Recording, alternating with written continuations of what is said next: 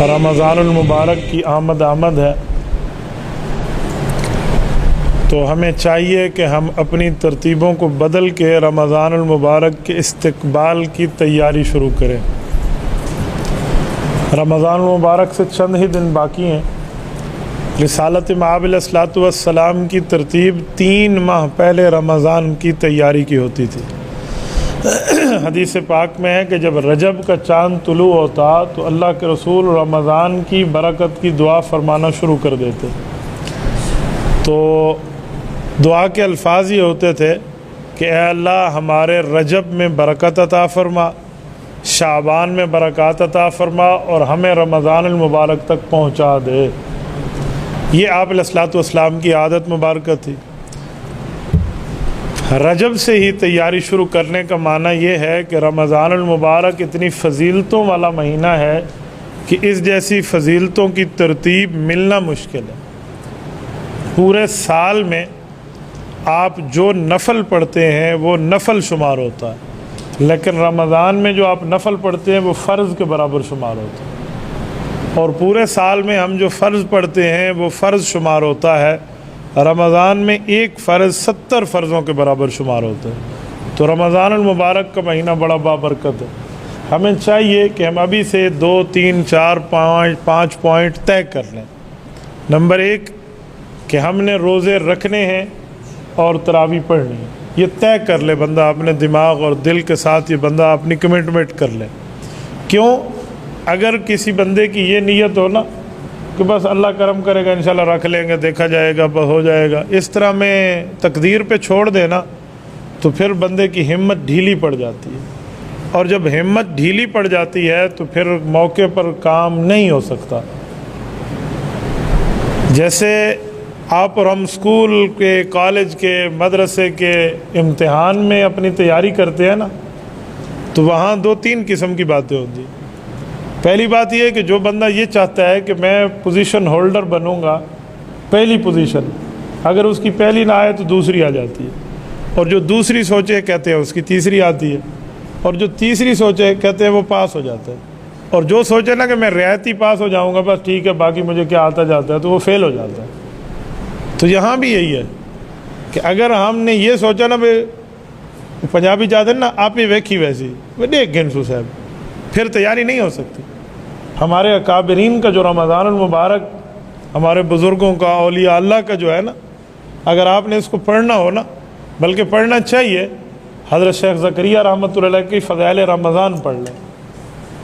100 صفحے سے بھی کم کتاب ہے، لیکن یہ وہ ہے جو آپ کو رمضان المبارک کی تیاری میں چارجنگ دے دے گی۔ بندہ چارج ہو جائے گا رمضان کی تیاری میں کہ کیا عالم ہوتا تھا۔ رمضان میں روزہ اور تراویح تو چھوڑے، وہ تو کرنی ہے نا، اس کے علاوہ کیا ہے؟ حضرت شیخ زکریا رحمۃ اللہ علیہ فرماتے ہیں ہم گھر میں 3 بندے تھے، ایک والد صاحب، ایک چاچا جان اور ایک میں، جوائنٹ فیملی میں ہم یوں رہتے تھے۔ تو شروع میں کہتے ہیں والد صاحب باقاعدہ جو ہے نا تراویح کے بعد شروع رات میں نوافل پڑھتے اور اس میں قرآن کریم پڑھتے رہتے تراویح کے بعد، اور جب آدھی رات ہو جاتی تو چچا جان اٹھتے اور ابا جان کو اصرار کے ساتھ بالجبر کہہ کر معذرت کر کے انہیں کہتے آپ سو جائیں، اب میں پڑھوں گا۔ تو وہ سو جاتے۔ رمضان میں رات کا جو باقی حصہ ہوتا تہجد سے پہلے تک تو چاچا جان پڑھتے۔ کہتے جب تہجد کا وقت ہونے لگتا تو پھر اس وقت وہ مجھے اٹھا دیا کرتے تھے۔ آپ بتائیں یہ عالم ہے۔ اس طرح پوری رات رمضان المبارک کی وہ کہتے ہیں ہم نے قیمتی بنائی ہے۔ اور ہمارے ہاں اللہ معاف فرمائے لوگ تراویحوں کو بھی نہیں سوچتے کہ تراویح پڑھیں گے۔ لوگوں میں ایک رواج چل پڑا ہے کہ تراویح تو نفل عبادت ہے، پڑھو بھی ٹھیک ہے، نہ پڑھو بھی ٹھیک ہے، حالانکہ ایسی کوئی بات نہیں ہے۔ یہ بالکل غلط بات ہے کہ صرف نفل ہے، ایسی بات نہیں ہے۔ اگر یہ صرف نفل ہوتی تو رسالت مآب علیہ الصلوۃ والسلام کیوں اس کا حکم فرماتے اور اس کو ادا فرماتے؟ اچھا یہاں پر بھی میں ایک ڈاؤٹ کلیئر کرتا جاؤں۔ لوگ کہتے ہیں اللہ کے رسول نے صرف 3 دن نماز تراویح پڑھائی ہے، وہ یہ سمجھتے ہیں کہ باقی دنوں میں حضور نے پڑھی بھی نہیں ہے، حالانکہ یہ بات نہیں ہے۔ آپ علیہ السلام نے پورا مہینہ پڑھی ہے، پڑھائی 3 دن ہے۔ تو سوال اٹھتا ہے پڑھانے اور پڑھنے کے فرق کا کیا مطلب؟ یعنی 3 دن جماعت کرائی ہے، باقی دن سب نے اکیلے پڑھی ہے، آپ علیہ السلام نے بھی اور صحابہ نے بھی، اور پورا مہینہ ایسا چلا۔ آپ سوچیں گے کیا مطلب ہے اس کا، یہ ایسا کیوں ہوا؟ میں اس کی وجہ بتاتا ہوں، وہ بھی حدیث پاک میں ہے۔ جب 3 دن آپ علیہ السلام نے 3 راتیں پڑھا لی نا، تو چوتھی رات صحابہ انتظار کرتے رہے کہ اللہ کے رسول آئیں گے اور ہمیں باجماعت پڑھائیں گے، پر آپ علیہ السلام نہیں آئے۔ وہ نماز میں آئے صبح میں، کتنے وقت تک انتظار کرتے رہے۔ رسالت امام علیہ السلام کو صبح کی نماز کے بعد انہوں نے عرض کیا کہ یا رسول اللہ ہم انتظار کرتے رہے، آپ تشریف نہیں لائے۔ گویا یہ کوئی بیمار پرسی کی نیت سے پوچھ رہے ہیں کہ آپ علیہ السلام کو کوئی عذر ہو، کوئی مجبوری ہو، آپ علیہ السلام تشریف نہ لائے ہوں۔ تو آپ علیہ السلام نے فرمایا مجھے بھی پتہ تھا کہ تم آئے ہوئے ہو، یعنی آوازیں میرے تک آ رہی تھی کہ آپ کو معلوم تھا کہ صحت ہی سلامت ہے، کہ پھر آپ کیوں تشریف نہیں لائے؟ تو حضور علیہ السلام کی حدیث ہے، حضور نے فرمایا خشیت ان یکتب علیکم، مجھے اس بات کا خدشہ تھا کہ اگر اب بھی میں نے چوتھے دن بھی جماعت کرا کے آپ کو پڑھا لیا نا، تو کہیں اللہ وہی بھیجیں اور وہی نازل ہو جائے اور آپ پر یہ عبادت فرض ہو جائے، تو میں اسی لیے نہیں آیا، بس گھروں میں پڑھو۔ اب لوگ اس حدیث کو اٹھا کر کہتے ہیں کہ حضور پاک علیہ السلام نے تو 3 دن پڑھی، جی نہیں، حضور نے پورا مہینہ پڑھی، 3 دن صرف پڑھائی تاکہ فرض نہ ہو۔ اچھا اب اگلا جملہ، اب بھی گھر میں پڑھنے کی اجازت ہے، اب بھی ہم گھر پڑھیں، کیونکہ حضور علیہ السلام نے صحابہ کو گھر بھیج دیا تھا، اب ہم اپنی پڑھیں اپنی گھر میں۔ ایک تو ہے نا گھر میں کوئی حافظ منزل مضبوط کرنے کے لیے پڑھتا ہے، وہ اور ہے، اس کو مسجد نہیں ملی وہ پڑھا سکتا ہے گھر میں، اس نے منزل پڑھانی ہے۔ لیکن ایک آدمی گھر میں اکیلا پڑھتا رہے کہ حضور علیہ السلام کی اجازت ہے، اس بارے میں تفصیل سنو۔ حضرت ابوبکر صدیق رضی اللہ عنہ کا دور جو ہے، وہ دور دونوں بڑے ایمرجنسی میں گزرے ہیں، 2 سال۔ حضرت صدیق اکبر دنیا سے رخصت ہوئے، جب حضرت عمر کا دور آیا نا، تو ترتیب وہی چل رہی تھی کہ گھروں میں پڑھو۔ حضرت عمر کا پہلا سال ایسے ہی گزرا، رمضان والا، جو خلافت کا دوسرا سال ہے، 10 سال حضرت عمر کی خلافت ہے۔ دوسرے سال حضرت عمر نے صحابہ اور اہل بیت سے مشورہ کر کے تیاری کر لی تھی۔ رمضان آیا تو حضرت عمر رضی اللہ تعالیٰ عنہ نے وہاں یہ بات نافذ کی کہ جو آپ گھر میں پڑھتے ہو وہ مسجد میں پڑھیں گے۔ سب کو حکم ہو گیا، اب سب نے امیر المومنین کی بات مانی اور آ گئے۔ اب سوال اٹھتا تھا کہ یہ حکم امیر المومنین کا ہے یا رسول پاک علیہ السلام کا ہے؟ تو صحابہ کرام نے حضرت عمر سے پوچھا کہ حضور نے تو ہمیں گھروں میں پڑھنے کی اجازت دی ہے اور آپ ہمیں مسجد کا پابند فرما رہے ہیں، یہ سرکاری حکم ہے یا شرعی حکم ہے؟ یہ کیا چیز ہے؟ تو بتایا گیا کہ یہ شرعی حکم ہے۔ کہا شرعی حکم ہے تو حضور نے گھروں میں پڑھنے کی اجازت کیوں دی تھی؟ یہ تو کوئی انتظامی مسئلہ ہو سکتا ہے، سرکاری مسئلہ ہو سکتا ہے۔ کہا جی نہیں۔ تو یہاں اجلہ صحابہ کرام کی آپس میں گفتگو ہوئی، حضرت عمر سے انہوں نے پوچھا کہ حضور نے اجازت دی تھی، آپ کیوں مسجد کا پابند فرماتے ہیں؟ آپ بھی وہی اجازت قائم رکھیں کہ ہر بندہ اپنے گھر میں انفرادی طور پہ پڑھ لے۔ تو حضرت عمر رضی اللہ عنہ فرمانے لگے کہ جب حضور پاک اجازت دے رہے تھے تو میں بھی آپ کے ساتھ شامل تھا اس اجازت لینے والوں میں۔ کہا جی ہاں۔ تو کہا پھر مجھ سے پوچھو کہ میں کیوں بلا رہا ہوں آپ کو، بطور شرعی حکم بلا رہا ہوں، وجہ شریعت کا جز سمجھ کے بلا رہا ہوں۔ کہا جی آپ فرمائیں۔ تو کہا جب حضور پاک نے اجازت دی تھی تو حضور پاک علیہ السلام نے پوری حدیث جو بیان فرمائی تھی ذرا وہ فرمائیں۔ تو سب صحابہ نے پورا واقعہ سنایا کہ ایسے بیٹھے رہے، آپ علیہ السلام نہیں تشریف لائے۔ اگلے دن پوچھا، حضور پاک علیہ السلام نے فرمایا مجھے پتہ تھا تم آئے ہوئے ہو، لیکن میں جان بوجھ کے تمہیں پڑھانے نہیں آیا، بس انفرادی جو آپ پڑھ رہے تھے، اب گھروں میں جا کے پڑھو۔ تو کہا حضور نے آگے کیا فرمایا؟ کہ آگے فرمایا کہ مجھے خدشہ ہے وہی اترے گی تمہارے اوپر فرض ہو جائے گی، لہذا گھروں میں پڑھو۔ حضرت عمر نے فرمایا 1 منٹ رک جاؤ، یہ جو جملہ ہے کہ خشیت ان یکتب علیکم، مجھے خدشہ ہے وہی اترے گی فرض ہو جائے گی تم پہ، یہی میری دلیل ہے آج بلانے میں۔ کہی آپ کی دلیل کیسے ہے؟ کہا اب وہی اتر سکتی ہے؟ کہا اب تو نہیں اتر سکتی، اب تو رسول اللہ دنیا سے تشریف لے گئے، اب تو ختم نبوت ہے۔ کہ جب وہی نہیں آ سکتی تو گویا حضور نے اشارہ کیا تھا کہ نماز مجھے بہت محبوب ہے، میں اسی لیے چوتھے دن کی جماعت نہیں کراتا، وہی اترے گی۔ تو پتہ کیا چلا کہ جب میں دنیا سے چلا جاؤں پھر وہی اترنا بند ہو جائے گا، پھر مسجد میں آ کے پڑھ لینا۔ تو صحابہ کرام نے کہا اللہ اکبر، جہاں آپ کی سوچ پہنچی وہاں عام بندے کی سوچ تو نہ پہنچ سکے۔ تو سب نے اتفاق کیا، پیغمبر کے صحابہ اور اہل بیت کے اس وقت سے لے کر آج تک مسلمان اس کو شرعی حکم سمجھتے ہیں۔ یہ ہے اتراوی کا مسئلہ، اور ہم رمضان المبارک میں اس پر بھی اعتراضات شروع کرتے ہیں، یہ شیطانی خیالات ہیں، اس سے بندہ بچ جائے۔ کچھ چیزیں ایسی ہوتی ہیں کہ جو شیطان ہمیں نہیں کرنے دیتا، وسوسے ڈالتا ہے شیطان دماغ میں۔ وسوسے دو قسم کے، ایک وسوسہ ہے کہ عبادت ہی نہیں کرو، ایک ہے عبادت کم کرو۔ یہ دونوں وسوسے نہیں ماننے۔ عبادت نہ کرنا یہ بھی شیطان کا وسوسہ ہے، اور عبادت کریں تو چلو تھوڑی کر لیں۔ تھوڑی کا کیا مطلب؟ ایک بندہ صبح نماز پڑھنے جائے اور 1 رکعت پڑھ کے آ جائے، ہم کیا کہیں گے؟ اس نے نماز پوری پڑھی ہے۔ ظہر میں 4 رکعت پڑھنے جائے اور 3 پہ سلام پھیر دے، تو بھائی کیسے مکمل ہوگا؟ تو پوری ہو۔ اور رمضان جیسا مہینہ، حدیث پاک میں حضرت عائشہ رضی اللہ عنہا ام المؤمنین فرماتی ہیں آپ علیہ الصلوۃ والسلام کی رمضان کی نمازیں اتنی لمبی ہوتی کہ میں اس کی خوبصورتی اور اس کی طوالت آپ کے سامنے لفظوں میں بیان نہیں کر سکتی۔ یہ صحیح بخاری کی حدیث ہے۔ فلا تسأل عن حسنہن وطولہن، فرمایا مجھ سے اس کی آپ لمبائی یعنی اس کی طوالت، کتنے لمبی رکعتیں ہوتی تھی اور کتنی خوبصورت انداز میں حضور پڑھتے تھے، وہ آپ لفظوں میں مجھ سے نہیں پوچھ سکتے۔ وہ فیلنگز ہیں، احساس ہیں جو میں نے آپ علیہ السلام کو دیکھا ہے۔ تو رمضان المبارک میں ہمیں کوشش کرنی چاہیے کہ ہم راتوں کو جاگ کر تلاوت میں، عبادت میں گزاریں۔ صرف چوک پر ہوٹل میں بیٹھ کر رمضان کی رات نہ گزرے۔ دن میں بندہ سو لے، صبح کی نماز ہم کافی ٹائم پہلے یعنی عام معمول سے پہلے، ورنہ نماز صبح کا تو وقت ہوتا ہے، اس وقت ہم پڑھ لیتے ہیں۔ ظہر تک اچھا بھلا بندے کے پاس وقت ہوتا ہے، اس سے پہلے کسی ٹائم تک 10 بجے تک 9 بجے تک بندہ آرام کر لے۔ اچھا آپ کے ذہن میں خیال آئے گا جو کاروباری ہیں، جن کی تاجر ہیں، دکان ہے، کوئی باقی معاملے ہیں، اس بارے میں بھی ایک حدیث سن لیں۔ حضور اکرم صلی اللہ علیہ وسلم نے ارشاد فرمایا کہ رمضان المبارک میں کوئی بندہ اپنے ماتحت کو، جو اس کے نیچے کام کرتا ہے، اس کو اس کے ملازمت میں نرمی دے گا، تو فرمایا اس بندے کی بخشش کے لیے یہ نرمی کافی ہو جائے گی۔ بخشش کے لیے یہ نرمی، مثلا مالک کے دکان ہے، وہ آرام کرتا ہے 12 بجے تک اور شاگردوں کہتا ہے تم 8 بجے آ جاؤ، بھائی وہ بھی تو روزے دار ہیں۔ آپ رمضان میں تھوڑا گزارا کر کے ان کو بھی 2 گھنٹے کی مزید مہلت 10 بجے کی دے دیں، میں اگزامپل دے رہا ہوں۔ تو یہ نرمی کرنا بندے کے لیے بخشش کا بہت بڑا حصہ بن جائے گا، بلکہ حدیث پاک کے مفہوم ہے کہ جہنم جانے میں اس کی یہ نرمی روک بن جائے گی، آڑ بن جائے گی۔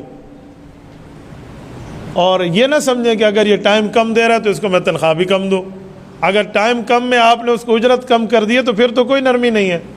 نرمی تو یہ ہے کہ اس کی تنخواہ وہی والی برقرار رہے، لیکن یہ ہے کہ اس معاملات میں اس کے ڈیوٹی کم ہو جائے تو بہت بہتر ہو جائے گا۔ تو یہ رمضان المبارک میں ہمیں اپنی ترتیبوں کو دیکھ لینا چاہیے کہ ہم کیا کر رہے ہیں، ہمیں کیا کرنا چاہیے، اور اس کے ساتھ ایک نیت اور بھی کر لیں کہ ہم رمضان المبارک میں کسی قسم کی سستی کو برداشت نہیں کریں گے، چاہے سستی ہے۔ جسم تھکتا ہے نا تو تھکائے نا کیا ہوتا ہے آپ کو پتہ ہے؟ رب کریم چاہتے ہیں، شریعت یہ چاہتی ہے کہ ہمارا جسم رمضان میں تھکے۔ یار دن کو روزہ رکھیں، رات کو 20 رکعت تراویح بندہ پڑھے، تھکے گا نہیں تھکے گا؟ تو شریعت تو ہمیں اس مہینے میں تھکانے کو چاہتی ہے، اور ہم کہتے ہیں جی نہیں۔ ہمارے ہاں ایک ترتیب ہے کہ جب تک اذان سحر یا صبح کا گولا نہ بجے نا، اعلان نہ ہو بھی روزہ ابھی بند ہو رہا ہے، اس وقت تک پانی کا جگ سامنے ہوتا ہے، ہم پیتے رہیں گے۔ اس سے روزہ خراب ہوگا، اس سے سستیاں پیدا ہوں گی۔ پانی اتنا جتنا جانا چاہیے۔ اگر ہم ایکسٹرا پانی اپنے اندر جمع کرتے ہیں تو پھر ناراض نہ ہونا، ہم اپنے آپ کو اونٹ سمجھتے ہیں، انسان نہیں سمجھتے۔ پانی اپنے اندر اسٹور کرنا یہ اونٹ کا کام ہے، اونٹ کے معدے کا کام ہے۔ ہم اونٹ نہیں ہیں کہ ہم ایکسٹرا پانی کی ٹینکی اپنے پاس رکھ لیں، ہم تو انسان ہیں، تو لہٰذا اتنا ہی پئیں جتنا پینا چاہیے۔ اور رمضان المبارک میں جو تراویح کے اندر سستی ہوتی ہے نا، اس کی بنیادی وجہ حکمت ہے۔ حکیم بتاتے ہیں، حکماء اور ڈاکٹر یا میڈیکل اسپیشلسٹ حضرات بتاتے ہیں کہ اگر آپ نے افطاری میں میٹھا پانی زیادہ پی لیا ہے تو پھر یقیناً آپ کو اس میں سستی ہوگی تراویح میں۔ ہمارے یہاں روزہ کھلتا میٹھا پانی نال شربت پی جا، ہم پوری ترتیب ہی خراب یہیں سے کرتے ہیں۔ پانی پینا منع نہیں ہے اس وقت، لیکن میٹھا پانی جو ہم زیادہ پی لیتے ہیں نا، تو بس میں نے ایک ماہر حکیم صاحب سے پوچھا، میں نے کہا حضرت زیادہ کا کیا مطلب ہے اور نارمل مقدار کیا ہے؟ انہوں نے کہا جی گلاس کا بھی آدھے سے کم حصہ، آپ 1-2 گھونٹ میٹھے کے زیادہ لینا چاہیں تو لے لیں، ورنہ نہ لیں۔ پھر آپ اس رات تراویح میں اپنی چستی دیکھیں، اور جب آپ میٹھے سے افطاری کریں پھر سستی دیکھیں۔ تو میں نے اس کو تجربہ کیا ہے کچھ سالوں میں، تو ایسے ہوتے ہیں انسان کو، تو ہم اس مقدار کو ایسے ہی چلائیں گے۔ اچھا، جو اتنا زیادہ ہم کھانا پینا کرتے ہیں نا، میں آپ کو ایک بہت بڑے شیخ الحدیث کی بات کر رہا ہوں، انہوں نے اپنے بیٹے کو اس بات پر تنبیہ کرتے ہوئے فرمایا کہ بیٹا آپ اتنا زیادہ کیوں کھاتے ہو؟ انہوں نے کہا جی ابا جی بھوک نہ لگے۔ تو انہوں نے کہا حدیث پاک میں ہے کہ مومن کو جو بھوک لگتی ہے روزے میں، تو رب کریم اس کے منہ سے جو اسمیل اس کی بھوک کی وجہ سے ہوتی ہے، اللہ کو وہ پسند ہے ریح مسک سے، یعنی کستوری سے زیادہ۔ حدیث ہے؟ انہوں نے کہا جی حدیث تو ہے۔ تو کہا اللہ چاہتے ہیں تجھے بھوک لگے، تیرے اندر یہ کیفیت ہو، اور تو چاہتا ہے نا اللہ میں اپنے آپ کو بھوک نہیں لگنے دوں گا، میں نے 6 روٹیاں کھانی ہیں۔ کہ تو اللہ کی پالیسی کے الٹ نہیں چل رہا۔ تو کچھ ٹائم سوچ کے کہتے ہیں کہ ابا جی گل تو تہاڈی ٹھیک ہے، بات تو آپ کی ٹھیک ہے کہ واقعی میں پالیسی خداوندی کے خلاف چل رہا ہوں۔ تو یہ رمضان کی تیاری ہوتی ہے۔ اگر میں اس کو میڈیکل کے حوالے سے دیکھوں نا، تو ہمیں یہ ڈاکٹر حضرات بتاتے ہیں کہ جسم میں کوئی ایسے بیکٹیریاز ہوتے ہیں جو بھوک کی وجہ سے ڈیزالو ہوتے ہیں اور بندے کی صحت بنتی ہے۔ تو کہا یہ سال میں 1 دفعہ ہونے ضروری ہیں کم از کم، اور وہ رمضان میں مسلمان کے آٹومیٹکلی ہو جاتے ہیں۔ جو بھوک لگتی ہے نا، وہ بیکٹیریاز ڈیزالو ہو رہے ہوتے ہیں اندر جسم میں۔ دیکھیں یہ ہماری ٹینکی ہے جس میں پانی ٹھہرا ہے، اس ٹینکی کی بھی تو ہم سالانہ صفائی کرتے ہیں، تب جا کر ہماری ٹوٹیوں میں پانی صحیح آتا ہے۔ تو بھئی جسم کی تو بھی کوئی صفائی چاہیے نا۔ لیکن آپ جسم کی صفائی کی نیت نہ کریں، میں ویسے بتا رہا ہوں، آپ اللہ کی رضا کی نیت ہمیں کرنی چاہیے کہ ہم سے اللہ راضی ہو جائے۔ تو یہ رمضان کی کچھ چیزیں ہوتی ہیں، اس میں ہمیں یہ طے کر لینا چاہیے کہ یہ عبادت ہمیں یوں رکھیں، یوں معاملات کریں۔